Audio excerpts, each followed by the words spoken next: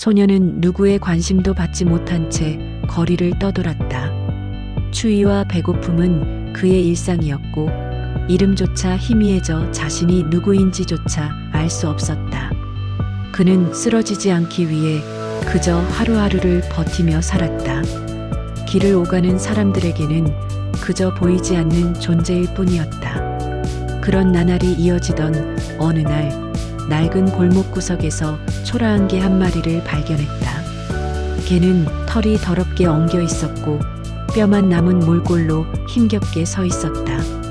사람들은 돌을 던지며 쫓아내려 했지만 개는 꿈쩍도 하지 않았다. 오직 소년만 바라보며 힘겹게 몸을 일으켜 꼬리를 흔들 뿐이었다. 소년은 처음에는 당황스러웠다. 처음 보는 개인데 낯선데 그 눈빛 속엔 무언가 절실한 감정이 담겨 있었다. 마치 오래전부터 자신을 기다려온 듯 간절했다. 소년은 잠시 망설이다가 주머니 속에 남은 빵 부스러기를 꺼내 내밀었다. 개는 눈물이라도 흘리듯 허겁지겁 먹어치웠다. 그 순간 소년은 알 수 없는 따뜻함을 느꼈다. 그날 이후 둘은 서로를 떠나지 않았다. 거리를 함께 떠돌며 개는 언제나 소년의 곁을 지켰다. 술에 취한 사람들이 소년을 위협할 때마다 개는 온몸을 던져 그들을 막아냈다. 추운 겨울밤이면 개가 몸을 덮어주었고 비바람이 몰아치는 날에도 곁을 떠나지 않았다. 시장 구석에서 버려진 빵을 나눠 먹고 낡은 천막 아래에서 서로의 체온에 의지하며 잠들었다. 소녀는 이 개를 단순한 떠돌이라고 생각했지만 그 눈빛만은 달랐다. 자신보다 더 자신을 아는 듯한 눈빛이었다.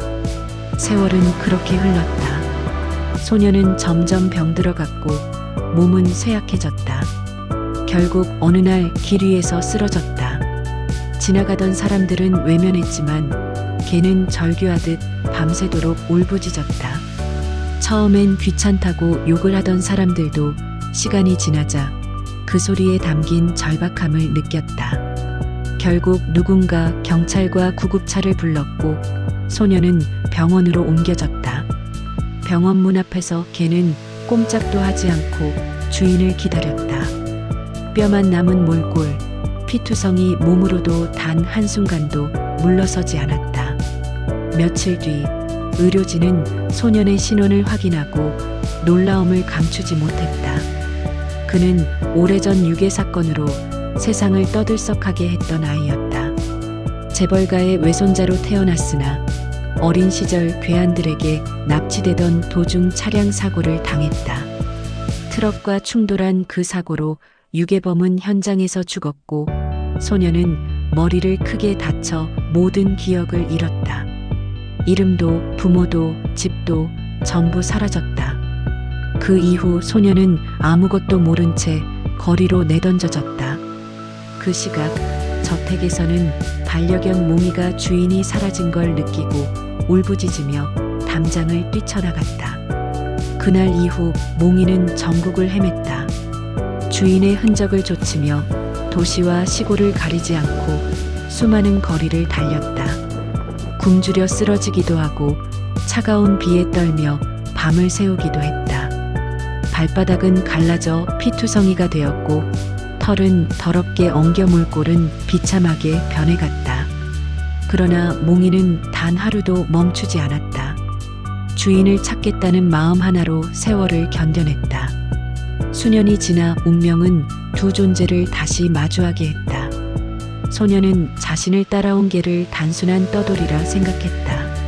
하지만 그 개는 처음 만난 순간부터 소년을 주인으로 알아보고 절실하게 곁을 지켰다. 굶주림과 추위 속에서 서로를 의지하며 살아가던 시간은 둘에게 유일한 위안이 되었다. 병원에서 진실이 밝혀지자 세상은 충격에 빠졌다.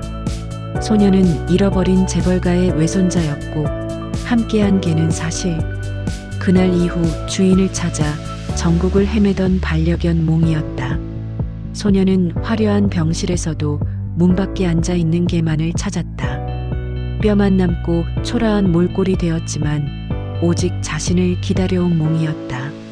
소녀는 눈물로 개를 끌어안았다. 세상은 깨달았다. 떠돌이처럼 보였던 개는 주인을 위해 모든 세월을 희생한 충직한 반려견이었음을. 그리고 소녀는 끝내 알지 못했다. 자신이 기억을 잃고 떠돌던 모든 세월 동안 곁을 지켜온 유일한 진실이 바로 몽이었다는 것을.